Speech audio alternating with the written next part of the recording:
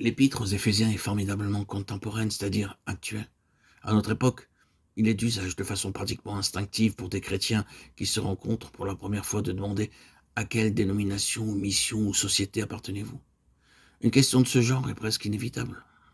L'Église est désignée par un titre national, doctrinal, avec comme qualificatif une couleur de peau, une appartenance à un État, le fait d'être libre, d'être doté d'un nom propre, tels que Wesley, Luther, Calvin, Ménonite, Baptiste, Pentecôtiste. Si l'apôtre Paul devait revenir aujourd'hui au milieu de la chrétienté, que l'on devait lui poser une telle question quant à l'association, son adhésion en tant que membre, il ouvrirait de grands yeux, regarderait avec un étonnement mêlé de tristesse et dirait « Oh frère, j'ai vu Jésus, le Fils de Dieu, et en le voyant j'ai vu l'Église.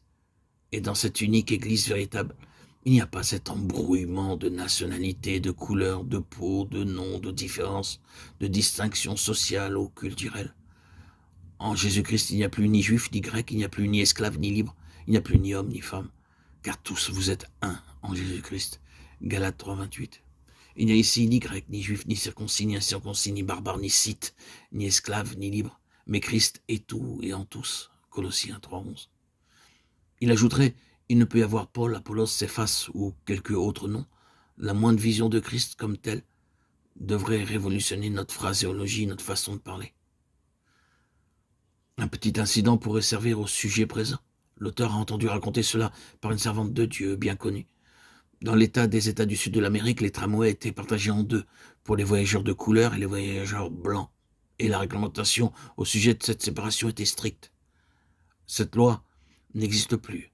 Un tramway allait partir de son point d'arrêt, mais le compartiment pour les gens de couleur était entièrement plein. Le compartiment pour les blancs était également plein. Il ne restait qu'une place. Cette place se trouvait à côté d'une dame bien habillée et apparemment fortunée. Un vieil homme de couleur infirme et très pauvre s'approcha du tramway en boitillant et pria le conducteur de le laisser monter parce que son fils était sérieusement malade et il devait aller rapidement le voir. Le conducteur repoussa le vieil homme, disant qu'il n'y avait pas de place. Le vieil homme supplia encore pour être admis et fut durement traité par le conducteur. La dame se tourna vers le conducteur et lui dit « Laissez-le venir et prendre ce siège près de moi. » Le conducteur objecta en disant que c'était contraire à la loi, mais la dame insista et fit valoir son souhait. Quand le vieil homme descendit, une autre femme dit d'un ton indigné à la dame « Pourquoi avez-vous permis à cet homme de couleur de pénétrer dans notre compartiment ?» La dame répondit « Oh, je suis servante de Jésus-Christ et mon maître est daltonien. » Daltonien en anglais se dit aveugle aux couleurs. Une histoire simple et touchante, mais une profonde présentation de la doctrine du corps de Christ du Nouveau Testament.